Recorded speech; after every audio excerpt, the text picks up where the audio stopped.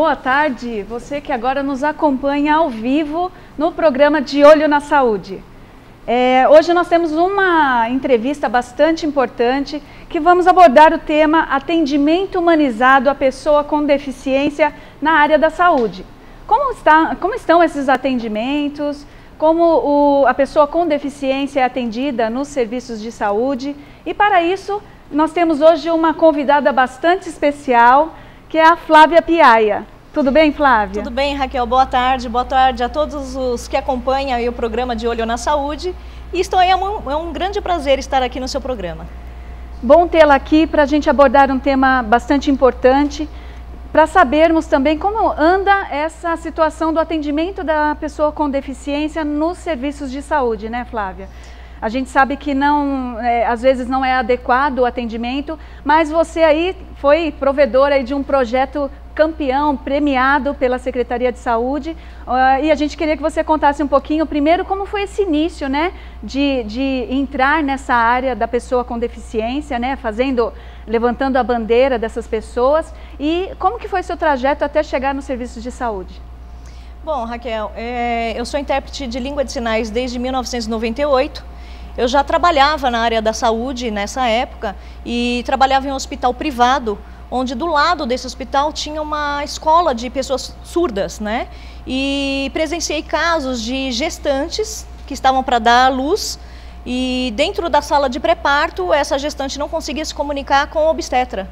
Então, na hora de fazer a anestesia, ela entrou em pânico, o médico não sabia o que ela queria e, graças a Deus, eu tinha já um conhecimento básico na época de língua de sinais e consegui ajudar essa paciente surda. E aí veio a ideia de pedir para a direção daquele hospital me ajudar com o curso, né? Me ajudar a pagar o curso naquela época que não tinha muita divulgação, na época só tinha na FENEIS, aqui em São Paulo, e eu tive que ir buscar. E a diretoria daquele hospital me ajudou muito. E aí foi quando eu comecei realmente a atuar na área da saúde em relação a Libras. E você depois também foi buscar capacitação pedagógica, você é pedagoga empresarial, hoje sócia aí de uma empresa de comunicação e desenvolvimento e que também atua junto a essas pessoas com deficiência. Eu queria que você falasse um pouquinho, Flávia, além dessa sua trajetória inicial, ao implantar o projeto que você quis, mesmo tendo a parceria do próprio hospital, as dificuldades que foram apresentadas inicialmente para esse programa de humanização hospitalar. Ou seja, né, Raquel, naquela época as pessoas não falavam muito, né? E depois eu fui trabalhar numa instituição que era o Mário Covas, né, que é o Hospital Estadual de Santo André, e trabalhava no setor de métodos gráficos como auxiliar de enfermagem, né? E trabalhava nesse setor de métodos gráficos que também dava atendimento ao exame de Bera, né, que é o exame que faz a acuidade, que consegue detectar se realmente a pessoa é surda ou não, se ela tem baixo nível de audição ou se realmente é total, com a surdez. E nesse período eu tive uma experiência muito importante, que foi o caso de um paciente de 30 anos de idade, ao qual seus familiares achavam que ele era totalmente com deficiência mental, mas eles não tinham um laudo definido. E ele foi fazer o exame de Bera e foi constatado que ele era surdo. Nesse momento, fiquei sabendo dos familiares que ele era uma pessoa completamente nervosa, agitada. E quando ele chegou no leito repouso após o exame de Bera, eu fiz um sinal simples para ofertar alimentação para ele, porque eu já sabia que ele era surdo, porém ele não sabia a língua de sinais. Então eu fiz gesto simples, ofertei a bandeja e fiz o sinal. Depois eu peguei o copo e fiz o sinal. Ele deu risada, ficou tranquilo e ele pediu que era para beber. Então, na verdade, eu ofertei o copo e fiquei ali. Ele não queria que eu fosse embora, ele ficava me segurando o tempo todo. Eu conversei com esses familiares depois. E aí, depois dessa situação, eu fui conseguindo o apoio de alguns médicos dentro da instituição. E aí foi surgindo a ideia realmente. Nossa, isso que você está contando para nós deve acontecer bastante, né? Será que qual é o apoio, qual é a informação que os pais têm que ter quando eles acham que o filho não ouve ou né, tem alguma acuidade visual, né, a visão diminuída. Que locais que eles podem procurar informação, Flávia, sobre esse tipo de ocorrência? Porque você está me falando essa história, o rapaz já era moço, já era adulto, né? Então os pais não desconheciam a própria condição dele. Mas quando é criança, né, tem algum local onde os pais podem buscar informação a princípio, né, além da questão da medicina em si, que já aborda esses temas, né, dos exames, do próprio Bera? Como que a gente pode orientar os pais na busca dessa informação? Bom, Raquel, hoje existem os conselhos, né, da pessoa com deficiência em todos os municípios, né? Existem algumas ONGs que também ajudam a fazer esse tipo de informação e orientação, mesmo da parte fonoaudióloga, da parte dos otorrinos, né, que fazem os exames também de Bera, e a condição vem realmente do município, né? Então o município ele tem que ser o grande provedor em relação a isso, já que o Estado também passa a abraçar pela Secretaria Estadual de Saúde, estou dizendo aqui do nosso estado de São Paulo, né? Então já existe secretaria que já sabem como direcionar a pessoa com deficiência e a necessidade de cada um. Porém, não é tão fácil como todos os deficientes ou familiares acham, né? Existe uma burocracia ainda que precisa ser ultrapassada.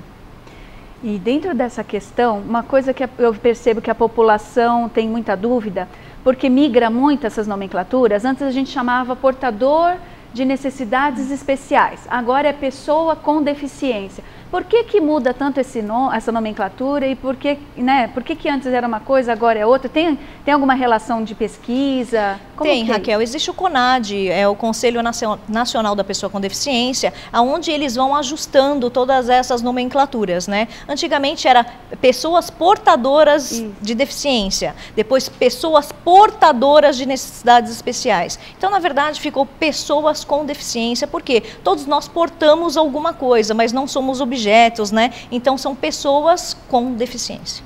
Tá? Ok.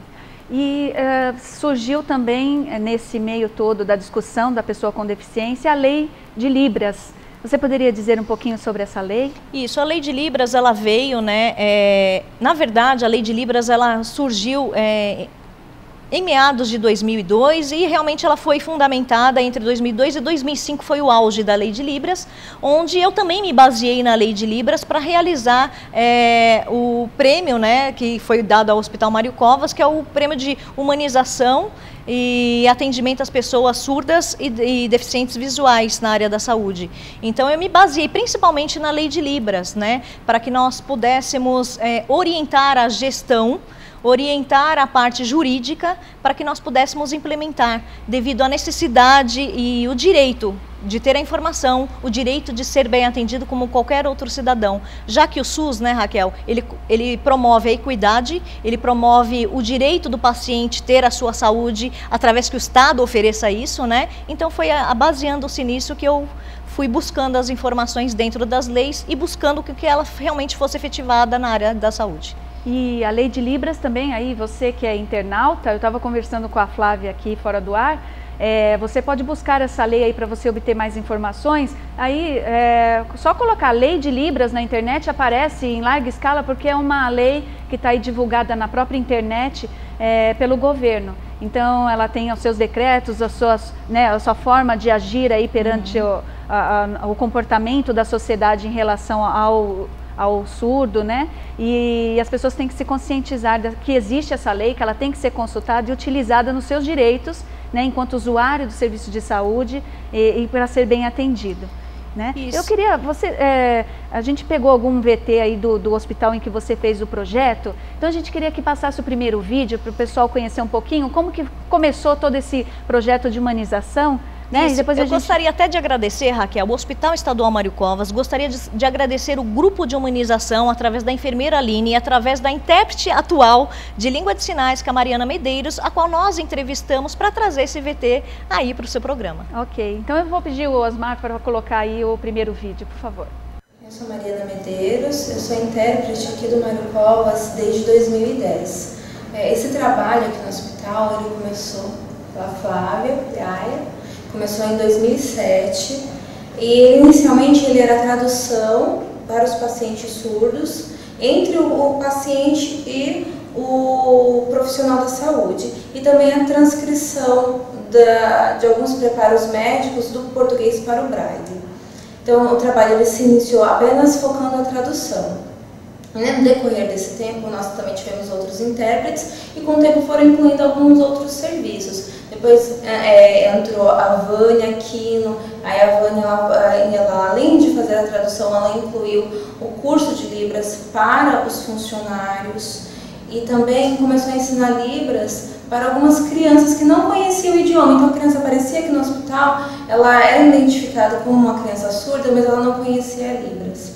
Então ela iniciou esse trabalho.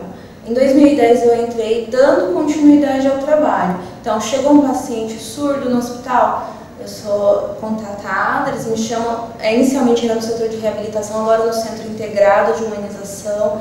Eles entram em contato comigo, eu vou ao encontro do paciente surdo e desde o momento que ele chega no hospital, até mesmo o momento que ele sai do hospital, é feita a tradução, ou seja, ele não fica perdido.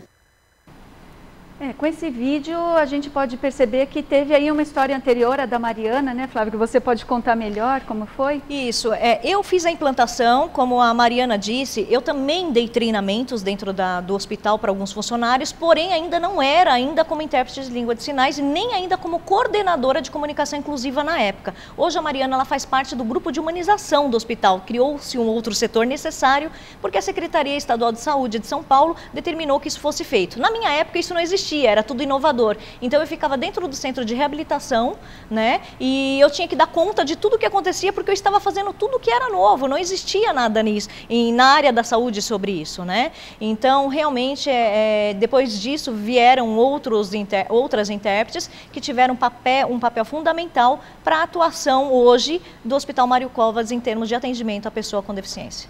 Que bom. É importante a gente saber que um hospital abraçou a causa e que está fazendo realmente o que a gente quer na humanização do atendimento dessas pessoas com deficiência. Eu queria falar para vocês que estão aqui nos ouvindo, né, estão participando aí, ouvindo o programa ao vivo, que se tiverem perguntas a serem feitas, tirarem dúvidas, né? Foi num serviço de saúde, com alguém, com uma pessoa com deficiência, não foi bem atendido ou não teve a oportunidade desse atendimento que nós estamos conversando aqui, mande uma pergunta para nós, a Flávia aí no ar vai responder para vocês e nós vamos dar um breve intervalo, daqui a pouco a gente volta. Até já!